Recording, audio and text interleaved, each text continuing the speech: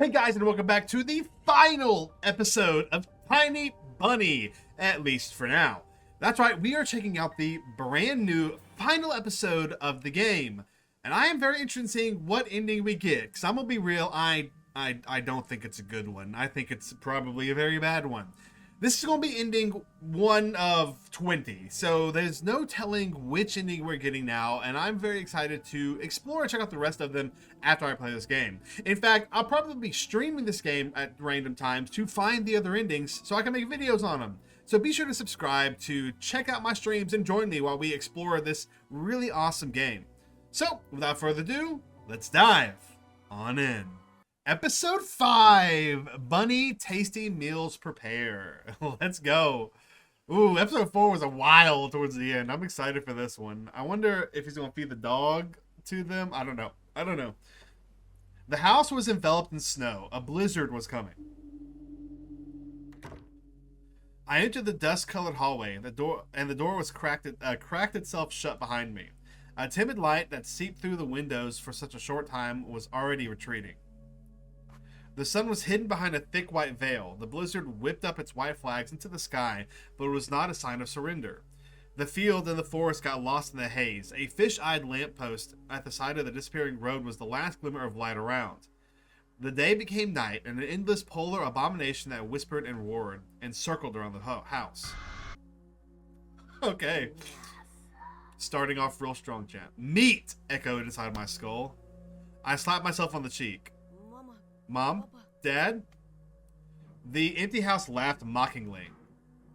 The kitchen was empty, the bathroom was empty, the attic was empty. I ran up the stairs, regretting that I didn't study the posters that trembled in the wind.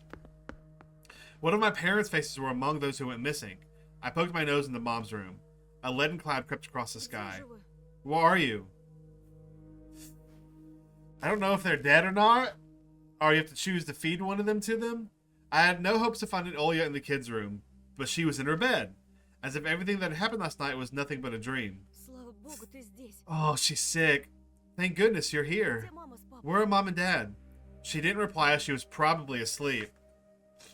A folded note lay near the pillow, a bit to the side, as if it was not meant to be found.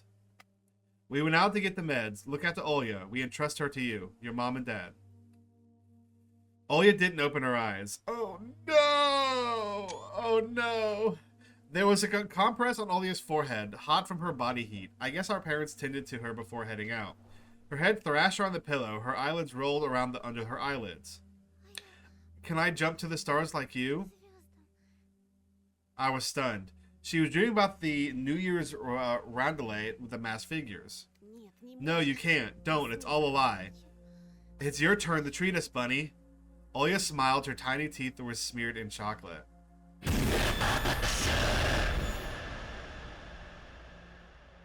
That was loud. That was very loud. Oh my gosh. Meat! I shook my head, trying to chase away the intrusive whispers. The images of gigantic creatures, rotten, worm-fested, and dead. The guests will come soon, and we'll be able to play with them all night.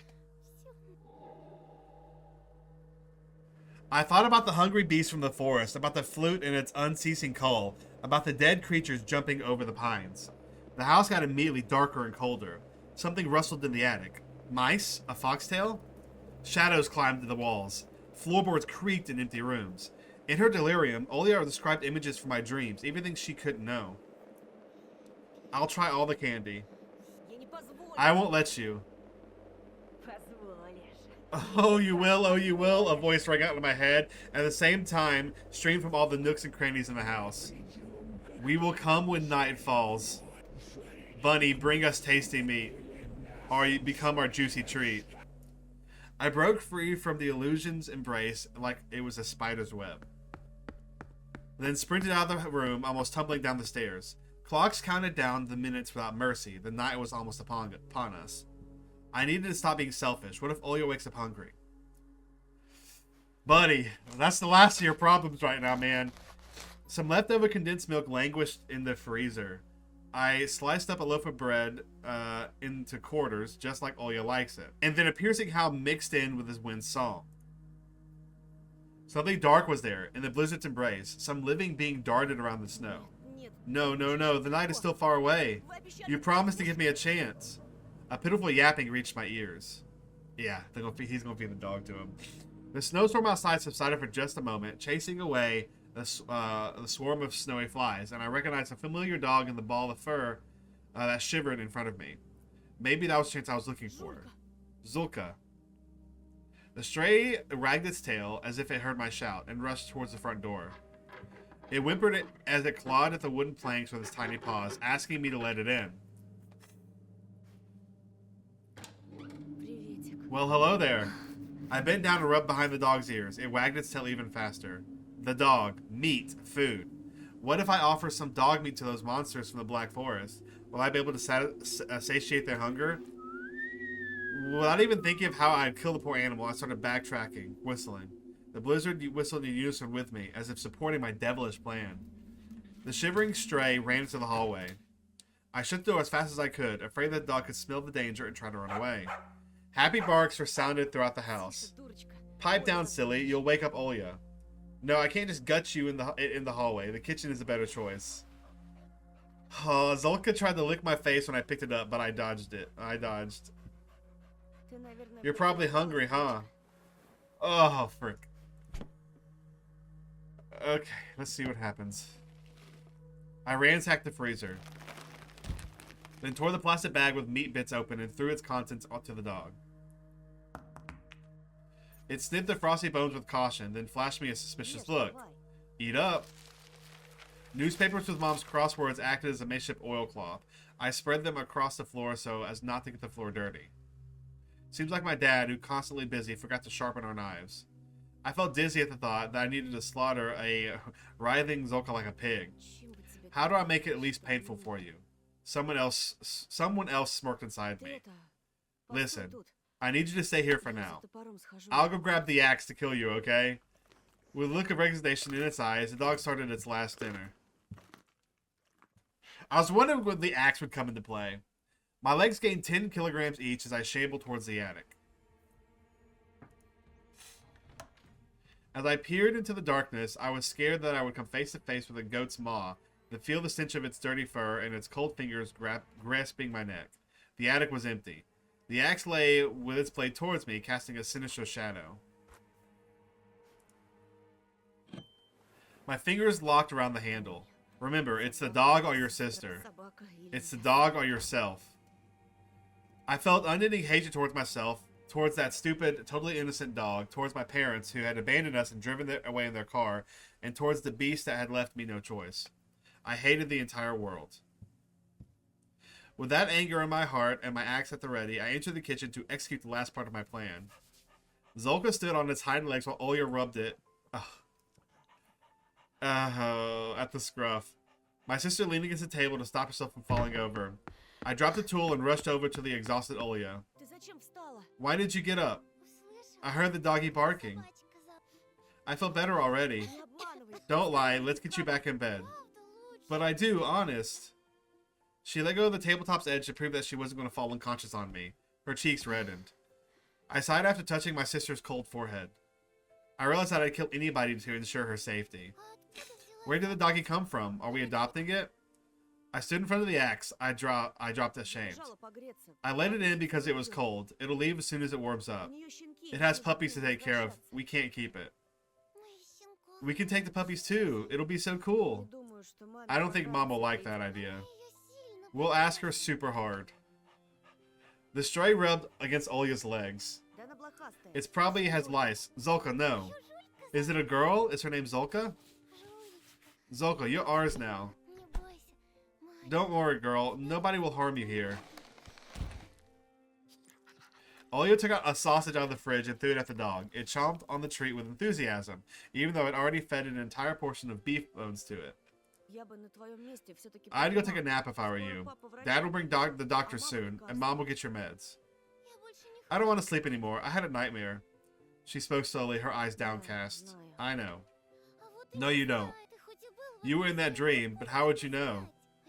And I won't tell you. Because it was a very, very bad dream. But now... Olya's face brightened up. Her lips formed a smile. I have Zulka now. Everything will be okay. She will bark if that scary owl comes, and we'll wake up and hide. And then they won't find us. Oh yeah, I doubt this mangy thing can protect us. Yeah, my sister had already made up her mind. She can. You'll protect us, right? Right, doggy? The stray barked in approval. I have something for you. Wait here. Ollie ran towards the stairs. I heard them creak. Careful. I'll be back. Look out to Zulka. I don't know what's going to happen. I really don't. I have no idea. I stared at the dog, stunned by how lively Olya was now, despite her being delirious from a fever just a few minutes ago. Zulka finished her sausage and switched to licking the floor. Trying to cozy up to me, huh? I was Olya's only friend. I was her savior. I could at least try to save her. But to do that, I picked up the axe from the floor. Zulka, as if sensing something, rushed after Olya, but I stood in the dog's way in front of the staircase. We don't have much time. Olya will be back soon. I tightened my grip on the axe. It weighed a ton now. The little dog followed all my movements with its eyes. Don't be afraid. I know that all dogs go to heaven. Its tail jumped back and forth. Stop being so cute. Oh no. Oh no. Oh no.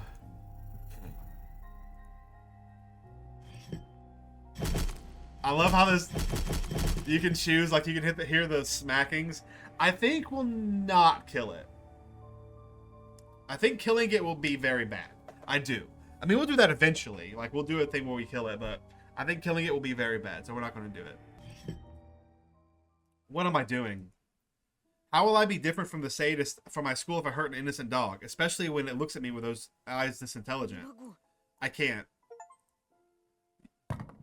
Okay, I spared Zulka. We got the achievement. I think that was the right choice because it was black and it was a black background with white. I think that's correct. I dropped the axe, exhausted. Beads of sweat rolled down my body under my clothes, my breath ragged. It felt just like a 100-meter sprint. I'm not a killer. Zulka yapped as if agreeing with me. I brought some toys for the doggy. Olya hopped down the stairs. She was clutching a bright ribbon in one of her hands and a rubber ball in another. I pushed the axe under the phone table with my foot with a sad smirk on my face. Watched my sister sigh in adoration. You're safe now. Well, what about us? The window seemed fragile, the shadows outside so alive. Olya tied the ribbon around the dog's neck like an improvised collar. Then she made Zulka chase the ball, baring its teeth in a bout of canine happiness, all to Olya's amusement. My sister's laugh was priceless, even in a moment like that. It felt like nothing bad had ever happened, and our parents were about to return, and her fever was about to subside, and the black garage never existed. Why can't we just turn into dogs? Or some other animal, and we'd have fun. We'd run around and have fun. A foreboding feeling tugged at my heart. Because we're humans. That's boring. Olya tapped on the floor. Sit. Zolya yapped in confusion. Not cut out to work in the circus, huh? I'll teach her lots of commands, you'll see. Olya yawned and lied on her side, there and then on the floor. The ball rolled away from her, attracting the stupid dog. So sleepy. Her eyelids closed and she started snoring. I leaned in and touched her forehead. It was hot again. Guard your owner. You owe her your life. My command was directed at Zulka. The dog kept on sniffing my pants, oblivious to how close to death it was. I ran to the second floor, brought a blanket and a pillow. Olya should sleep here under my watch. Who knows what could knock on her bedroom door. So I tucked my sister in. She smacked her lips in her sleep. I rubbed her delicate forearm. Zulka rolled into a ball beside her and started snoring loudly. My inner voice whispered, "This is going to be a long night." I shrank after hearing a ear-rending scream in the surrounding darkness. Was it the wind, or was it the agony of hunger? The monstrous music of the hurricane poured into my ears. It consisted of screeching, wailing, and my own quickened heartbeat. The wind rammed the windows. An open window banged against its frame somewhere above us, as if it were a rabid beast clanging its maw. Had the guests arrived already? Were they walking all over the second floor? Were they running from one corner to the other in the hallway giggling? I should have fed Zulka to them. They're angry. Their wrath knows no bounds. I squeezed myself into the fridge, expecting darkness of the doorframe to sink its claws into me at any moment. I waited for the toothy animals' faces to emerge into the kitchen, their saliva splattering up to the floor. I need to calm down. I need to take my meds. I grabbed the package from one of the fridge's shelves, pushed a pillow into my tongue, and washed it down with tap water. Then collected some more water and washed my face. I felt like the blizzard was disappointed by my choice. It welled and attacked the outer walls of the house even harder. It felt the immense fear of the two small children inside the fragile house. I realized that the shadows were creeping closer to Olya when I wasn't watching them. Okay. A black lump that crawled from around the corner but melted from a direct look, a fuzzy silhouette under the table. I turned my head like crazy, fending them off. A gut-wrenching squeak ran out, as if somebody scraped their claws against the window's glass. No, no, no. You're not real. But if the shadows weren't real, if there was nobody inside the blizzard, does that mean that I'm just insane? Probably. Let's be real honest. I looked at the package in my hand. What did I even take? The kids don't need to read instructions for medication. They have moms for that. I pierced a tiny font with my eyes. Relieves fit of uncontrollable anger and anxiety. Interesting. Helps with behavioral abnormalities, manias, and destructive behavior. Can cause addiction. Possible side effects include dizziness, heightened motor activity, disruption in thermorgulation, insomnia. In high doses can even cause serious injury or death. Oh, interesting. I hesitated. Was that the truth? How could I tell it apart from the nasty lies? I can't not accept it. You already took it! Didn't you? Oh no. I took a risk. Things would take a turn for the worse if I couldn't think clearly. I waited, but the medication didn't work. The ominous world outside didn't change one bit.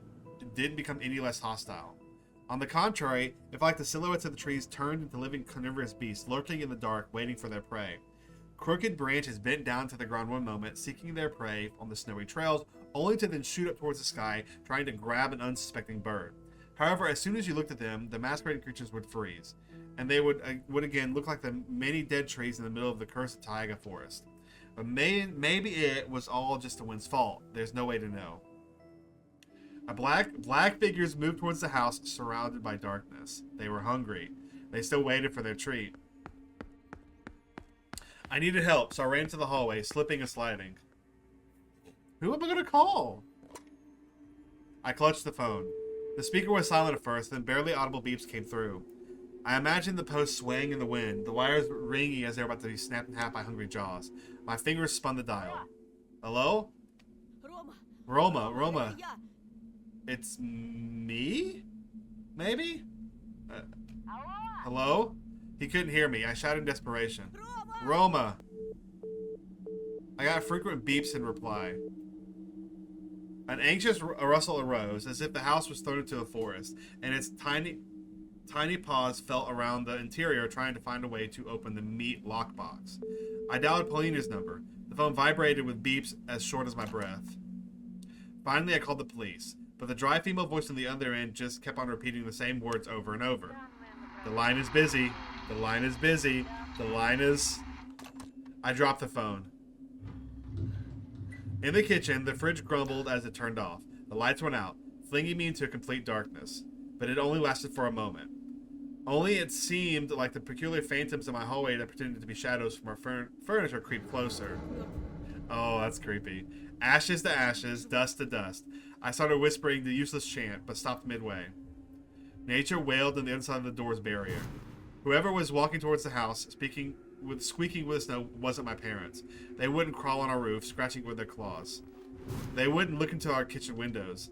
We needed to barricade ourselves before it's too late. I chopped up the cabinet with the axe to acquire some building materials. Zolka circled around my legs, following all my actions with curiosity. Metal nails dug into the wood. I slammed their heads with the axe's butt. I nailed the planks to the window frames, shielding the house from the horror creeping in the blizzard. Another window was barricaded with pieces of furniture. I pulled them back to check for integrity. I wandered around the house that seemed frighteningly big now and suffocated on the thought that I'll stumble into a scowling monster as I turned into the corner. I would go to the kitchen, but I ended up in the black garage, pretending to be it. Frosty winds scratched at the door. Let us in. Something evil flashed in the gaps between the planks. Feed us! I sat on the stairs, fixed my gaze on the front door, with an axe on my lap, with a heart beating so hard that it could be used to hammer in nails. I sat and stared, my whole body shivering. I sat and stared, losing the last vestiges of my sanity. I sat and fell into slumber. Oh, GG.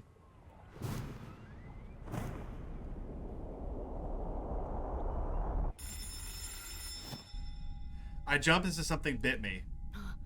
My sleepiness was washed away by the incessant ringing of the doorbell. Did Dad return to the doctor, or was it Mom carrying bags of medicine? Or maybe that hungry pack of animals showed up to dine. I sneaked around the hallway. The planks under my feet squeaked and giving me away. Who's there? Silence. Or did somebody answer me, but was silenced by the blizzard? I pressed my face against a peephole, but it was shaded with rime. There was only a blurry, barely discernible silhouette on the porch. Were they wearing a mask? Probably not. I had an equal chance of getting help from the night guest or being torn to pieces right in the hallway. Zolka trotted to my side to the kitchen and barked happily, scratching at the door. It looked at me from below, as if asking why I hesitated. I glanced at the sleeping Olya, and then back to the peephole. Ah, I don't know! Choices, choices, choices. I guess we'll let it in. Zolka seemed happy about it. It's probably... Oh, let's just let it in and see what happens. My heightened senses told me that whoever was on the outside wasn't an enemy. I clenched my jaw until it hurt and ready to hack at the rotting moss. Then spun the lock. Oh, that might have been bad. A hairy figure towards the porch showered me with smells of pine needles and sulfur. Oh! Oh! Before I could do anything, my mom walked out of the white veil. Air whistled as it battered its way through the firmly gritted teeth. You're alive! Mom gave me a look of astonishment. Of course I am. Why did you pick up the axe? Playing Raskolnikov? Dad'll be super happy if you finally read some, names, man. Zolka started rubbing against my mom's legs, standing on its hind legs, its tongue out. Do we have guests? It was freezing outside, so Mom glanced at the destroyed furniture, then at the barred windows. Then the wind threw balls of snow to the windows, dark like burial soil. Tell me, what did you do here exactly? I tried to justify my actions after hiding my building tools behind my back. Somebody was walking circles around the house. And Dad told me to protect Olya. Oh, I don't know what's gonna happen. Oh, man. So you decided that the old cupboard was a threat? The wind could have blown out the glass. So I thought, the decision to erect the barricades now seems desperately stupid to me. Mom clicked her tongue. What a disaster. Well, at least you didn't chop off your own fingers. Now, don't just stand there staring at the floor. You built this, so you have to demolish it. I nodded without looking up, dragged my feet towards the closet to pick up the claw hammer. I feel like she's about to get dragged out the door, man. Mom looked around as if searching for something in the semi-dark that crawled out of the empty rooms. I didn't like the oppressive silence, so I spoke out.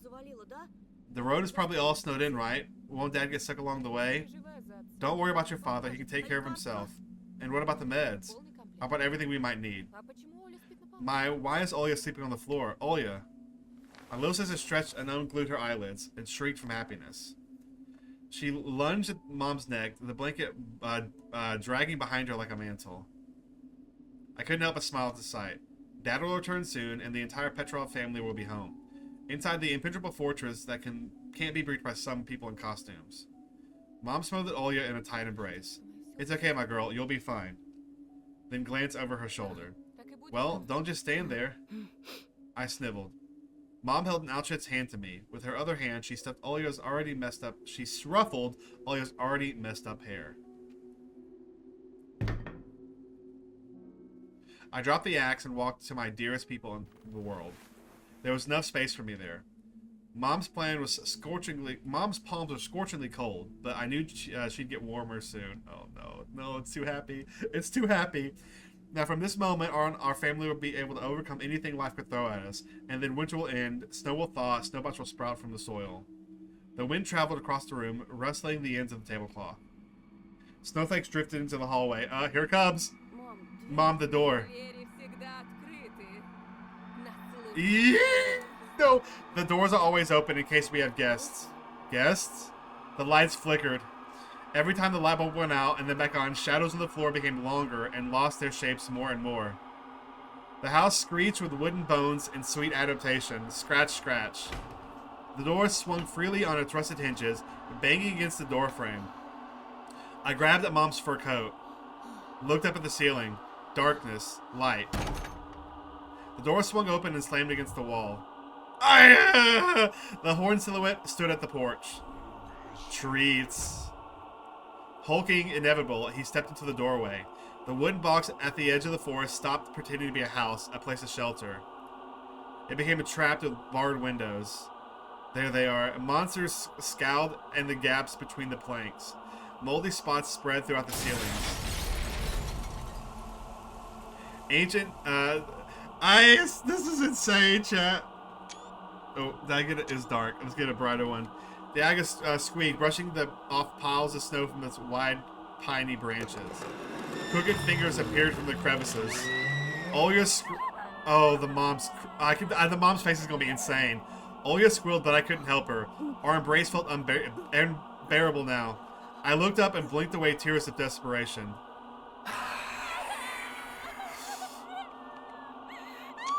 Wow. My gaze slid across my mom's chest, then at her neck, and stopped at the gray bunny mask. Aardvark shone in her eyes. I screamed, and her maw opened, showering me with a putrid stench. The fangs of my mom bit into my face, and we got devoured by the eternal darkness.